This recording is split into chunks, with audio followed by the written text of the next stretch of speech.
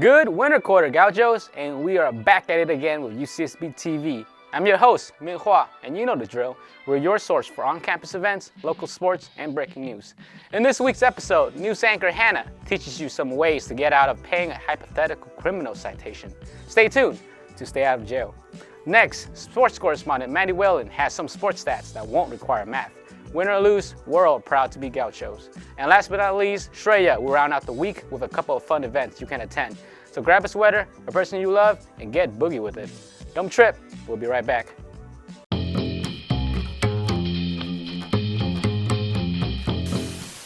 How's it going, seasonal depression? I'm Hannah, and I've traveled through the snow and ice to bring you this week's exciting news.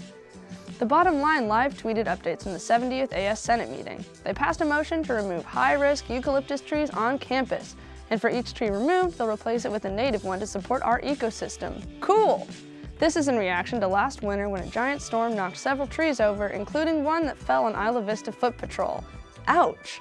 If you want to keep up with their updates on Senate meetings, go check out at TBLUCSB on Twitter.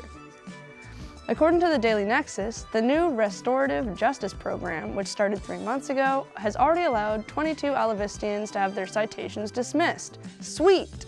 This program, which was founded by Sheriff's Deputy Justin Schroeder, allows people who have violated certain ordinances to have it removed from their permanent record.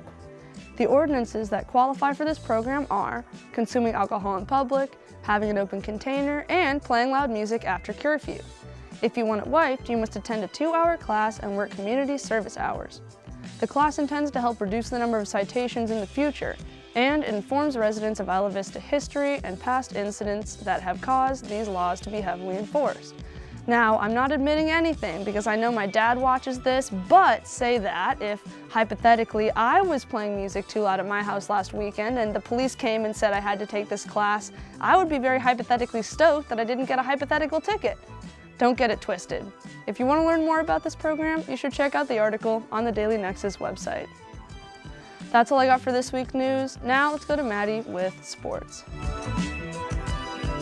What's up, Gauchos? Welcome back from winter break. The rain is coming, seasonal depression may start to set in, but at least we still have sports. I'm Maddie. Let's dive in. Last week, our athletes came back from winter break with a bang. Men's basketball defeated Cal Poly 63-45, and men's volleyball beat Concordia 3-0. Although women's basketball fell to Cal State Fullerton in an overtime game early in the week, they made a comeback and beat our least favorite rival Cal Poly in a 52-50 match. Meanwhile, men's and women's swim demolished UNLV at both their meets last weekend, beating them by over 20 points. Men's volleyball delivered not one, but 2 3-0 wins, and men's basketball lost a heartbreaking 55-52 game against Long Beach. Thanks for the exciting games, Gauchos! And don't worry, there are many more opportunities for you to keep procrastinating that beginning of the quarter work. Come on out to this week's home games. On Friday, watch women's water polo swim laps around UCLA at 6 p.m. at the pool. Right after, men's volleyball will take on Purdue Fort Wayne at the Thunderdome at 7. On Saturday, women's water polo will jump into the pool again to play Iona College at 11 a.m. and Cal at 3:15 p.m. Women's tennis will serve up some heat against San Francisco at noon, and lastly, men's volleyball will finish up the weekend against their match against Ball State University on Saturday at 7 p.m. in the Thunderdome. You won't want to miss these exciting games. Don't forget about our teams on the road. Men's and women's basketball, men's and women's swimming, track and field, and men's tennis all have exciting games away from campus this week. Get a full away game schedule and live coverage at www.UCSBGauchos.com. Wear extra blue and gold for them. That's it for your inside scoop to the best of the best college athletics. Win or lose, we're all proud to be Gauchos. Now to Sreya with events. Go Gauchos! Hey everyone, welcome back to a new quarter and a new episode of UCSB TV. I'm Sreya, your events anchor here to fill you in on some of the fun upcoming events that you should definitely attend if you have the time. On Tuesday, January 21st, the RCSGD and queer student organizations are putting on the first ever night market on the Lot 22 lawn at 5:30 p.m. Come out and learn more about organizations working to promote community and acceptance for queer students on college campuses while checking out local crafts and food. This is sure to be a fun time, so don't miss out. Also on Tuesday, Actress, writer, and artist Layla Lee will be at the MCC Theater at 6 p.m. to discuss the challenging and oftentimes conflicting expectations Asian women face in almost every aspect of their lives. Drawing from her own experience and artwork, Layla Lee aims to help her audience navigate these burdens in a healthy and beneficial way. On Wednesday, January 22nd, head over to the MCC Theater once again to see a screening of the documentary, The Unafraid. This film follows the lives of 3 DACA students, Alejandro, Sylvia, and Aldo, as they navigate the xenophobic world of academia and fight cruel policies that prevent their communities from receiving a top-quality education. The film starts at 6 p.m., so make sure to check it out.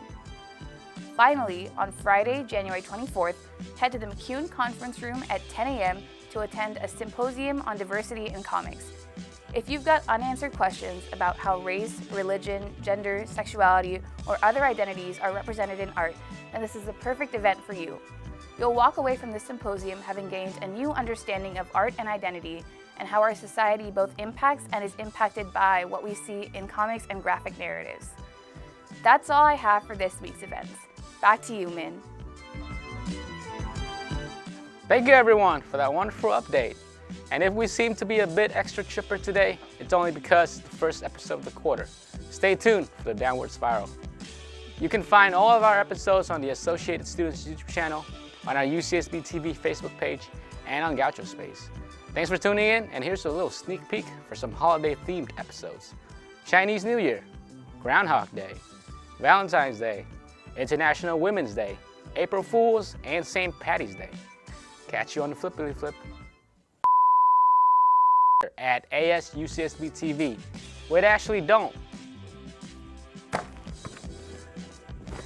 Okay, that's a bit tricky.